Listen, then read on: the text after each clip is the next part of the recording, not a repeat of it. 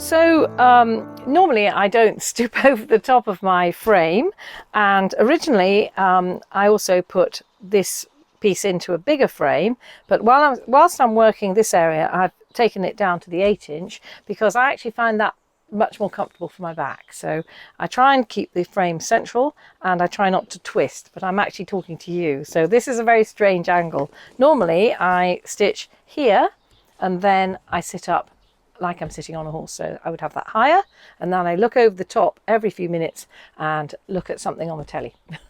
So take my frame like this so that you can actually see it while I'm stitching it, but this is not my normal stitching angle.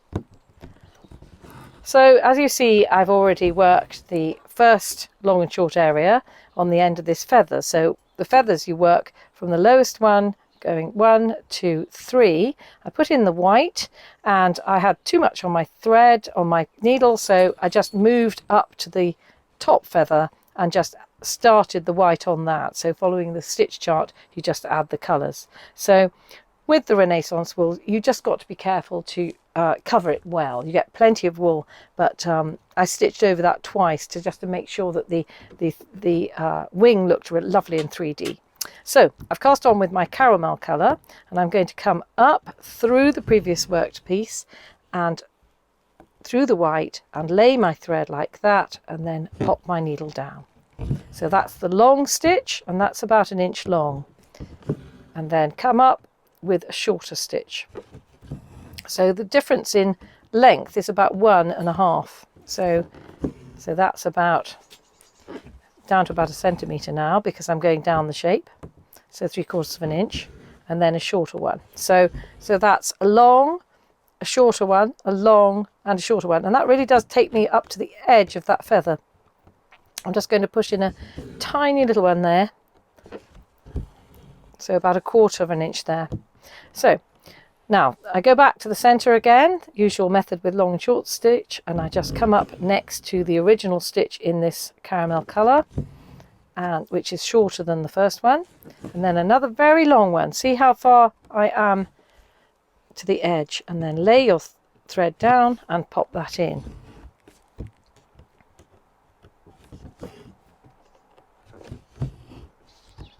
Now when I finished that area, I just look back to see that there aren't too many deep shadows in between the stitches. There's quite a big shadow there, so I'm just going to come up between those 2 stitches again and pop that in. So then you get a beautiful smooth finish over the top. So I've stitched the breast down here, then the dark area down his head and back, and then coming up through with the caramel, split those stitches and worked in the opposite direction to make the inner feathers. So I think the subtlety of these browns is building up quite nicely. Having worked the long and short soft shading on the lower feather with the white area first, going over the printed lines like this wing, I came up through with a really extremely long stitch. So this one is almost 1 inch long, and then a shorter one, and down to about 1/2 inch at the end. And I actually put in a little tiny feather because there was a piece of blue just showing, so I put in a very small stitch to cover that. So I'm working this final feather, work this one first, then this one in both colours, and now finally the top feather of the wing. So again, I covered all the blue printed lines, and now I'm going to come up through with my second colour. So I'm coming up very deep into the shape as usual, then laying the thread. Now you can see the top of that thread is actually covered by these white threads. I've come up through the first colour and laid my thread just to keep the direction. So basically the first colour is following the direction of the printed lines, but the second colour is following the direction of the first colour. You can alter the direction of stitches by about 5 degrees, but in this design it's pretty straightforward. So one long stitch up the middle, a half length stitch, and then another long stitch,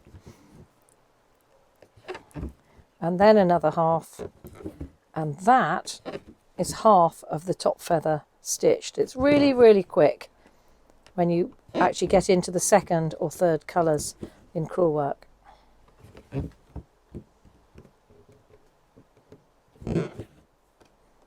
just make sure that you cover the edge of the blue line. That's perfectly well covered.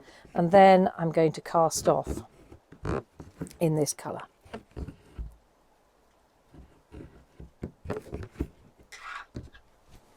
So I never have to turn my frame over. I never flip it over at all. Now it's got a bit chillier in the shed, in my husband's shed. As you can see, I'm surrounded by music books.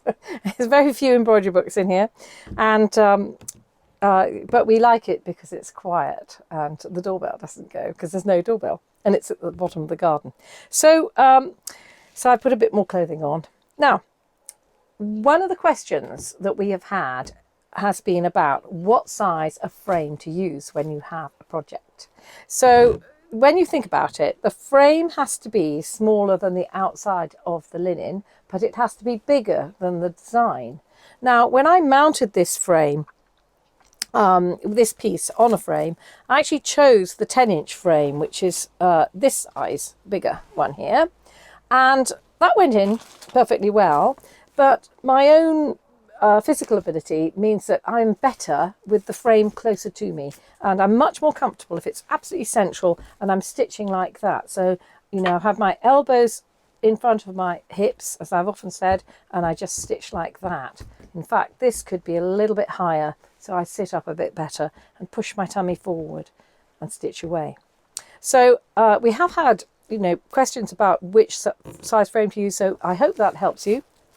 When I've finished working all the wool areas that don't mind being crushed at all, and I go on to the metal thread areas on this design, which is the Shakespeare's Bird and Strawberries design, I'll take it off and I'll put it onto the 10-inch frame. So it'll go onto a bigger frame when I use the metal thread, because you don't want to crush metal thread with your frame at all. So your frame has to be bigger than the metal thread or goldwork stitches that I'm going to put down here, and in particular there are some along the top of my design.